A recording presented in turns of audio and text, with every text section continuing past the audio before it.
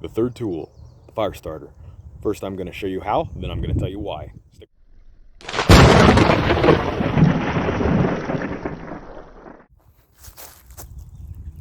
Looks pretty dry.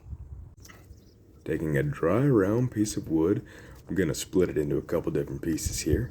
I'm going to baton it into a couple separate little pieces so that I can toss some in my backpack at the end here, and one I will use to start the fire. The rest of those will go in the backpack. Then I'm going to feather stick, that's what this method is called, this piece of wood, creating a lot of little curl shavings that I'm going to leave on the stick itself. That way they're all bundled together closely, and it will make this whole process just a little bit easier for making a fire.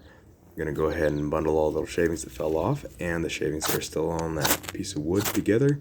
Start throwing sparks down in using the spine of the knife against the fire steel. Some people use the blade, never use the blade. It makes you look like an amateur, and also it'll dull your edge.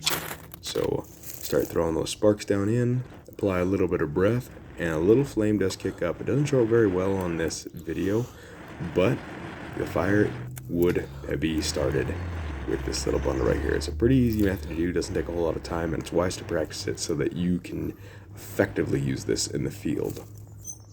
But to give you something a little more visually, well, showing up, I got a couple little weeds and decided to use my saw so that I could show you that any tool that has a squared backside to it will effectively start a fire.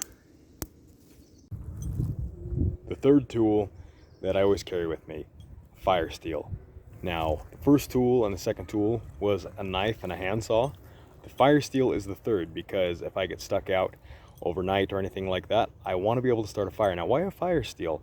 Now, I might carry around a lighter because lighters are lightweight, plastic, and cheap and replaceable. But the fire steel will work in many more conditions, even though it takes more skill to use.